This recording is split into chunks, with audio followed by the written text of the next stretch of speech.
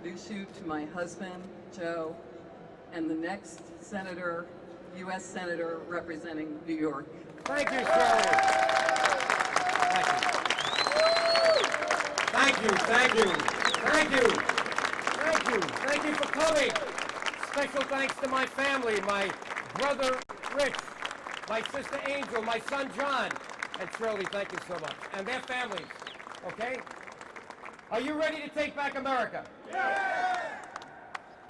Are you proud to be American? Yes! And are you ready to take back New York? Yes! We got big problems here in New York. You can see it in the papers every day. Well, you know, 25 years ago, I announced that I was running for Congress in New Rochelle. No one knew who I was.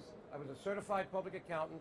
I decided to leave a 22-year career in Arthur Anderson, one of the greatest accounting firms, and I went to the museum cottage of Thomas Paine. You know who Thomas Paine was. Probably should be celebrated a bit more than he's been because he gave the spirit to the Army at Valley Forge. But Thomas Paine didn't have a college education, and some say he didn't have a high school education, but he had the power of the word, and he could write. And he wrote the Common Sense pamphlet, he wrote the Crisis Papers, and in one famous speech he said, "These are the times that try men's souls." And what was he talking about?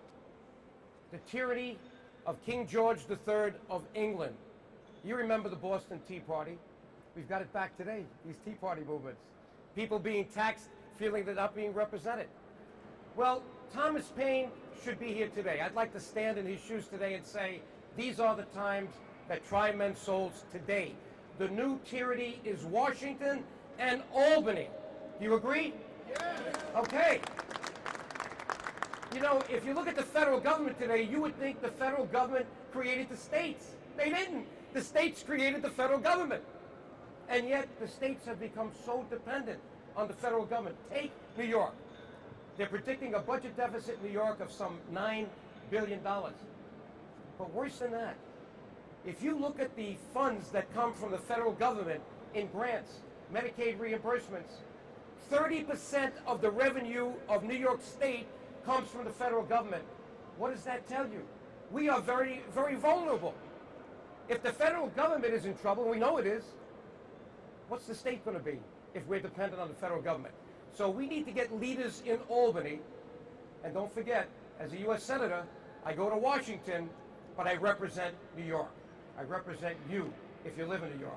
And I must weigh in on those problems in Albany, and they have the same problems as the United States of America. Now, let me show something to you, because I did this 25 years ago, and I'm doing it today, and it's on the cover of my book. This is a congressman and a congresswoman's voting card. And 25 years ago, I stood on the House floor when I realized, putting this in the computer to vote, that every time I voted, since we had deficits, even under Ronald Reagan, you remember Graham Rudman, we tried to get rid of those deficits over 4 years. Every time I put this in, I was raising the national debt.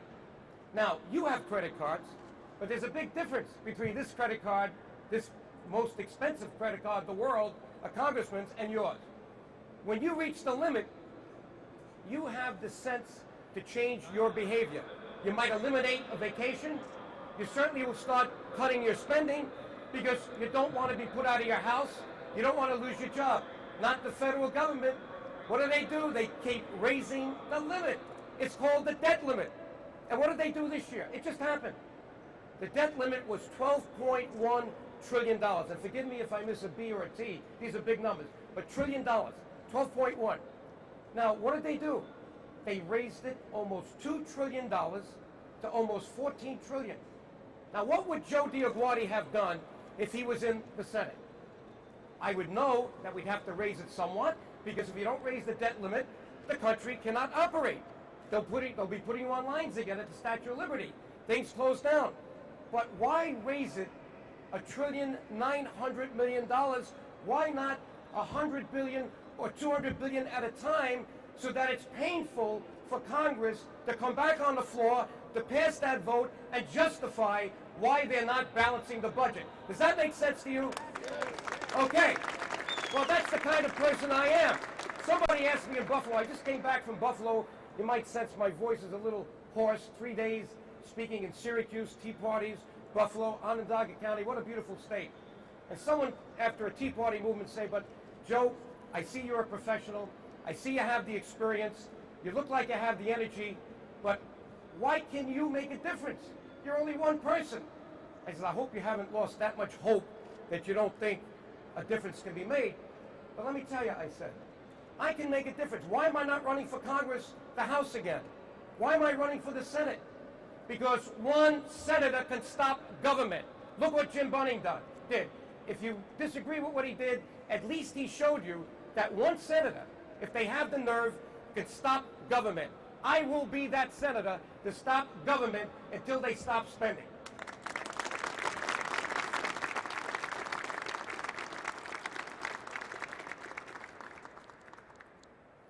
Our great founding fathers, in all their divine wisdom, human wisdom and divine wisdom, did a great thing with our Constitution. But they could not foresee what we're doing today. Therefore, our Constitution doesn't have a balanced budget amendment. And our Constitution doesn't have term limits. So that today, people are spending with impunity. Now, we almost had a balanced budget amendment in 1994. It missed by 2 states. Not easy to change the Constitution of the United States of America, and thank God it's not easy, because we don't want to change that beautiful document too much. But we need a balanced budget amendment, and we need term limits. And I've already told somebody who said to me, Joe, you know, we've got senators, some of them are there 50 years. What about you? What would you do about that? I said, well, number one, I'll be for term limits. And you know what my first term's going to be? Only 2 years. Even though I'm running with Senator Schumer in the general election, mine is a special election, so I got to run for 2 years and then run again. So I will put it in blood to my friends, and the conservatives really like this. And by the way, I am getting the endorsements. I'll tell you, I'm going to get them. I haven't got them yet. Republican, independents, and conservative parties. You like that? Yeah. And I can tell anybody that's trying to run, and I know that a lot of people are shopping, and we saw some names. I'm not going to name names, but there are a few more shopping. No one is going to take Joe DioGuardi out of this race. I'm going to get those endorsements, and they're going to have to primary me. Okay?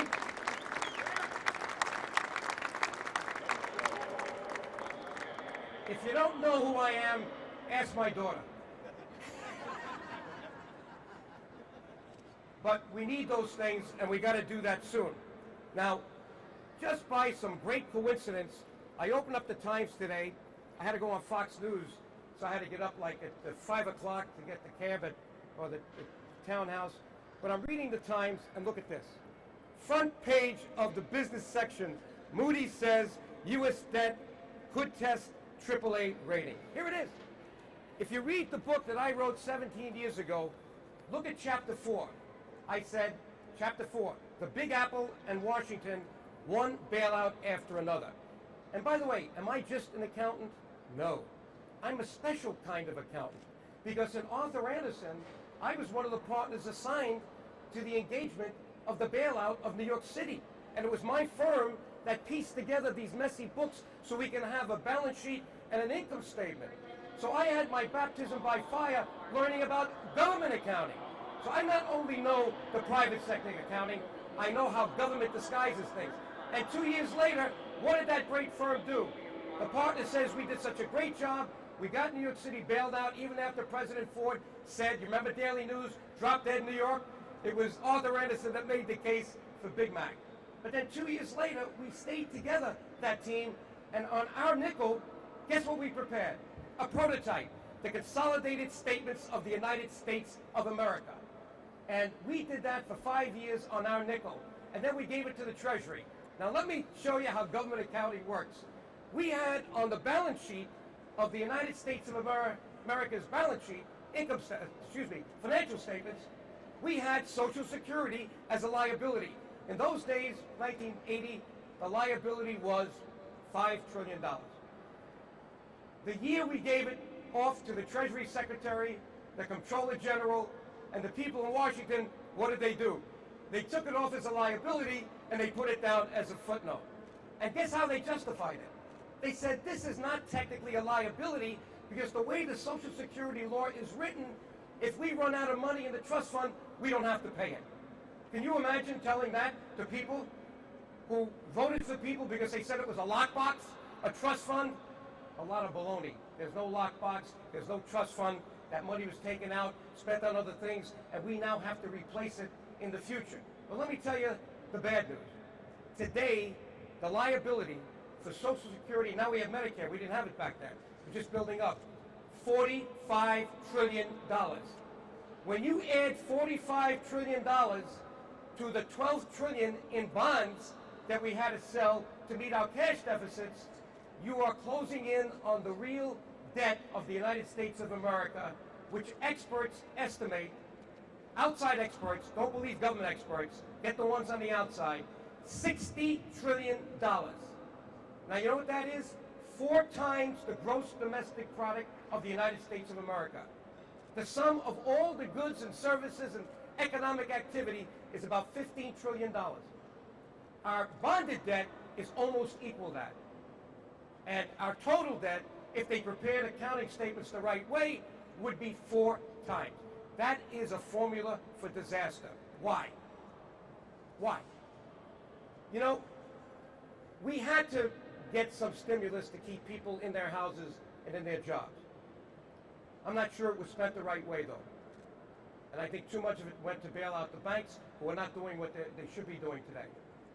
But when you think about the fact that you have 2 things working for you.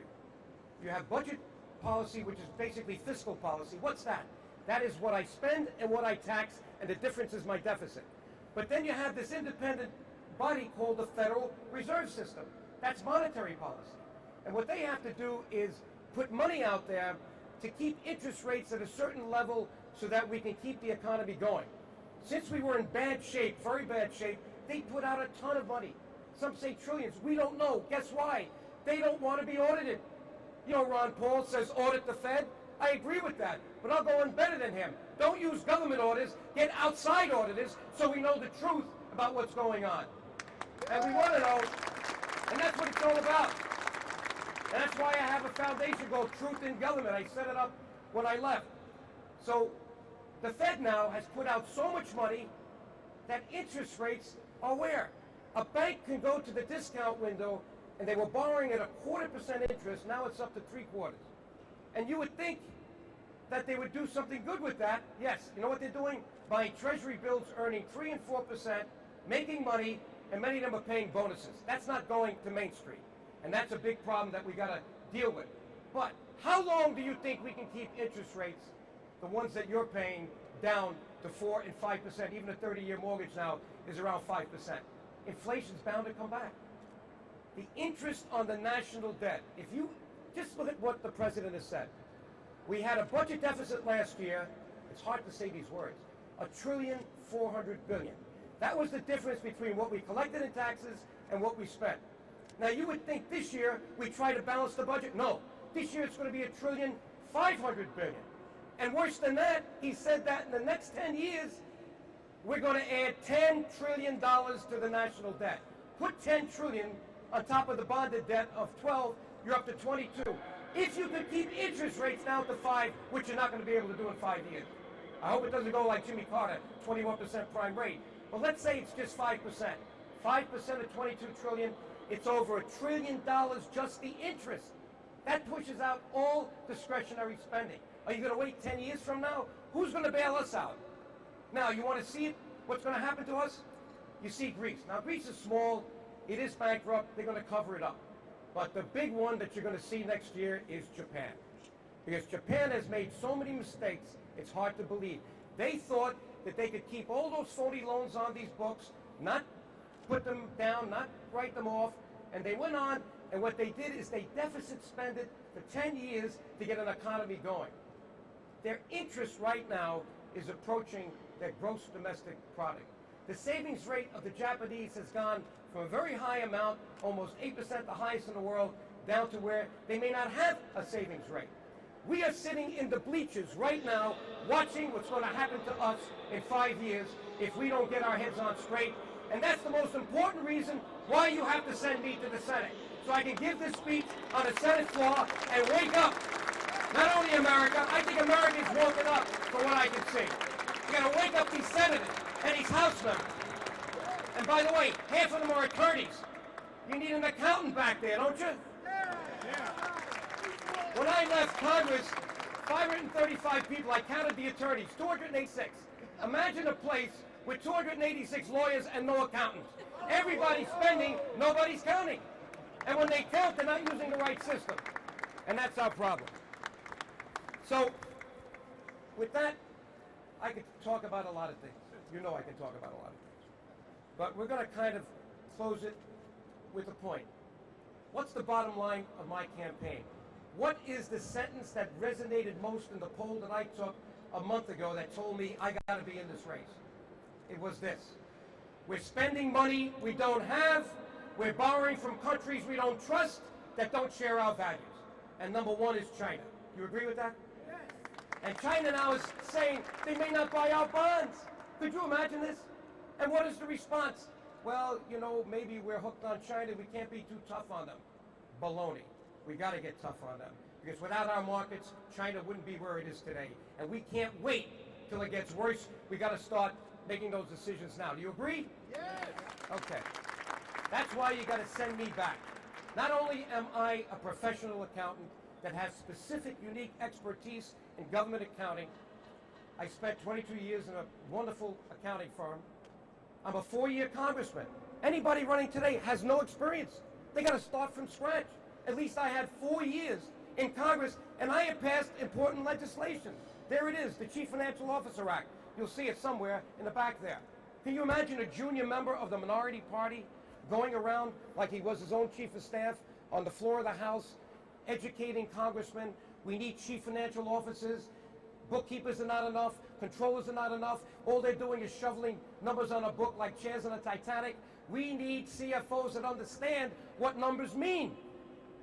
And finally, we passed the Chief Financial Officer Financial Management Act of 1990. There's the letter. Where's the letter from George Bush? Why are you hiding all my stuff? There it is.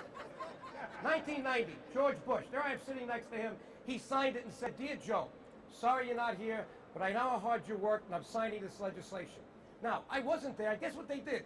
The bill that I wrote, that they changed in order to pass it, said the Chief Financial Officer had to be an independent entity like the Comptroller General, maybe something like the Fed. No. What they did is they put the CFO 3 tiers down in the Treasury, and the Treasury is the administration. And they always want to tell you good news. They don't want to tell you bad news because they want to get reelected. Their boss is the president, okay? So here it is, 3 tiers down. Immediately the next week when I saw that happening, I wrote an editorial for the Washington Post saying they put the fox in the chicken coop. And that's what they did. And that's got to change. That's one of the things I'm going to do when I go back. Another thing that bill called for was setting up an agency that would define generally accepted accounting principles for the federal government. They did, but guess what? Not independently. Who's funding it today? 25% the Treasury, 25% the Congressional Budget Office, 25% the GAO, all government entities.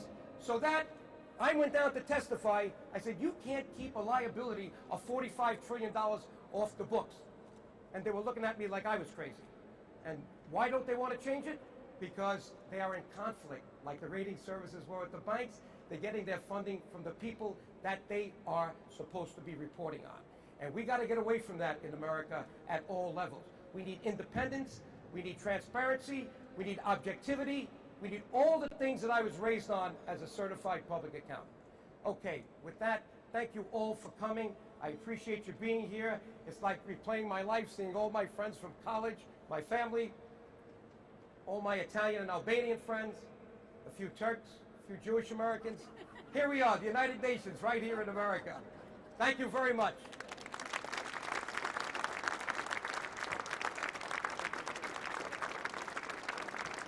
Yes, I'll be ready to take any questions.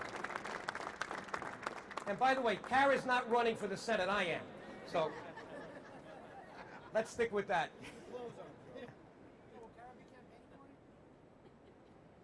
First question you got is about Kara?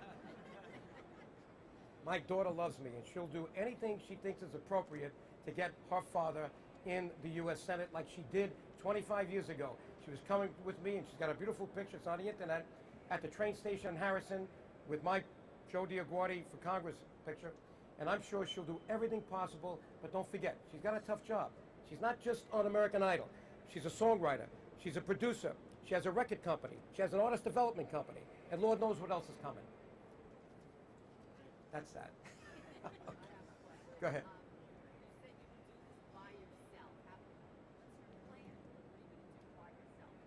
Well, the first thing you have to do is get people to tell the truth. If you don't have information, how can you be a leader? And financial information today is the most important information. And that's why I wrote this book. This book is the truth. Read it. I wrote each chapter so that you could separate it. You don't have to read it all at once. It's too depressing. Read one chapter at a time, like Reader's Digest. I mean, even on Social Security. What was my title for Social Security? Congressional Child Abuse. Send the kids the bill. That's chapter 5. The biggest Ponzi scheme in the world is Social Security. Bernie Madoff is a piker compared to the U.S. government. We're all focused on Bernie Madoff. Talk about trillions, not billions. And that's what we're dealing with in the U.S. government. So how do you convince all the lawyers for your account? How do you You have to, you got to be a loudmouth like me. Thank God I was born in the Bronx. All right? You got to be assertive. You've got to be persistent. You've got to be energetic. You've got to have a motivation that I've always had in my life about doing the right things. My good Jesuit education, Fordham Prep, Fordham University. I think it all came together at the right time for me to get elected then and to get elected now. Nobody stands a chance against me in this election. Nobody has my energy. That's my staff.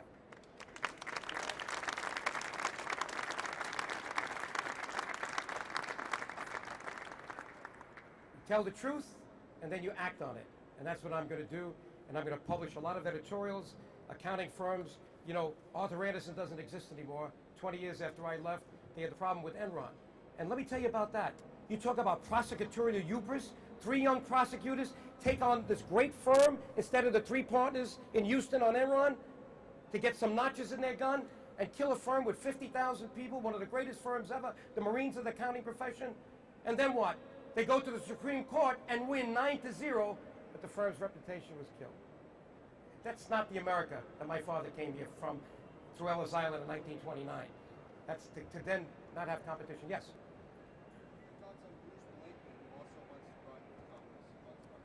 Welcome. This is America. We need competition.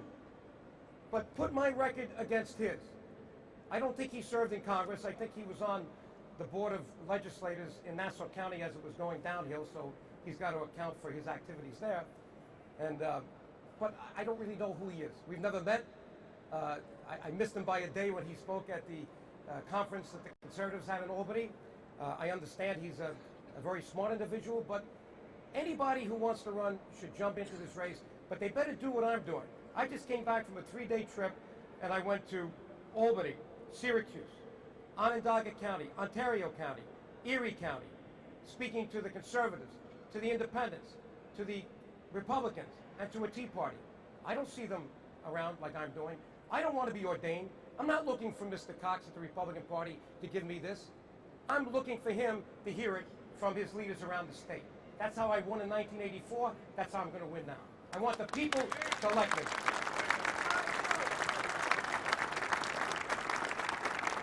I think when Mr. Zuckerman heard that, he said, that's it, I'm folding my tent. He didn't want to run around the state. He thought somebody was going to give him the crown. Yeah. Press. Well, let's say this. It's a bit early to talk about that, and I know you're going to be interested to see what my report's going to be March 31, but you can be sure I've already put in my own money, as I did 25 years ago, because I want to show people that I put my money where my mouth is, so they can match me, okay? Now, in terms of the budget, I can assure you this, whatever it is, and it's probably, in my case, a minimum of $10 million, and probably more, she has to raise twice as much, because she's got the wrong message, she's the wrong messenger, she's flip-flopped already, she's never been elected to the Senate, she was appointed, and she's lucky she went to Congress because that other congressman collapsed. Now, I'm not going to say anything more because I'm going to save the best for the debates. So far, about 100,000. And I may put in more, but looks like the money's coming in now, and who knows? I'm going to see how it looks, and then on March 31, you can be sure money's not an issue.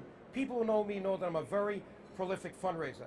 My first race in Congress, because I had a network of friends across America, CPAs and others that worked with me in all my eleemosynary civic action activities, I raised $600,000. Nobody in history before that, not having run, raised that kind of money. And I can assure you that I've got those connections today. But do I need to raise as much as her? No. She's got to raise a lot more than I do. Now the press first. I'm not going to take questions. Any other questions from the press? Absolutely. Absolutely. Anybody comes up, and this is America, we need competition, and I encourage people to know that everybody should be tested. We have too many people getting reelected, not being tested in real debates by good candidates. So I want to be tested too. I don't want someone to vote for me unless they know that I'm ready to do the job down there. And that's what this competition's all about. So whether it's George Pataki or Bruce Blakeman or who knows, I'm ready for that. And nobody is getting me out of this race. I expect to have on my own the 3 endorsements sometime by the end of May, beginning of June. And at that point, if somebody wants to challenge me, we'll have a primary. As you know, the primaries are late in this state in September. And then we go on for the main event. I think she'll have a primary before me, though. Last question.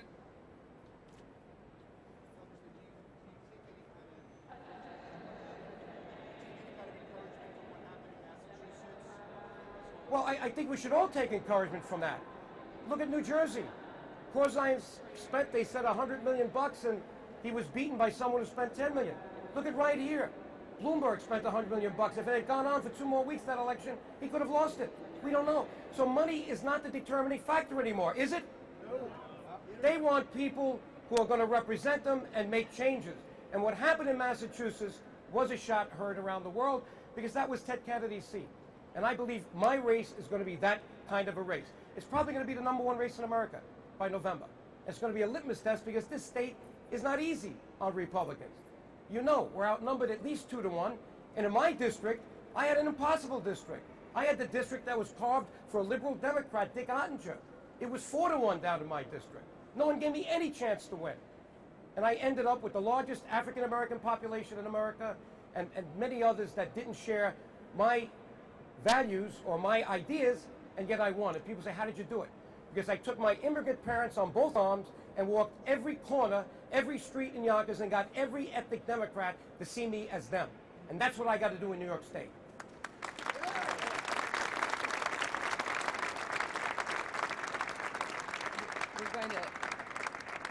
We are very, very fortunate to have Metro Zur restaurant make all of this possible, and Yes. Jean-Luc, and we'd like to give him Thank you. thank you. And we are going to have to close down shortly because they will be waiting for their guests.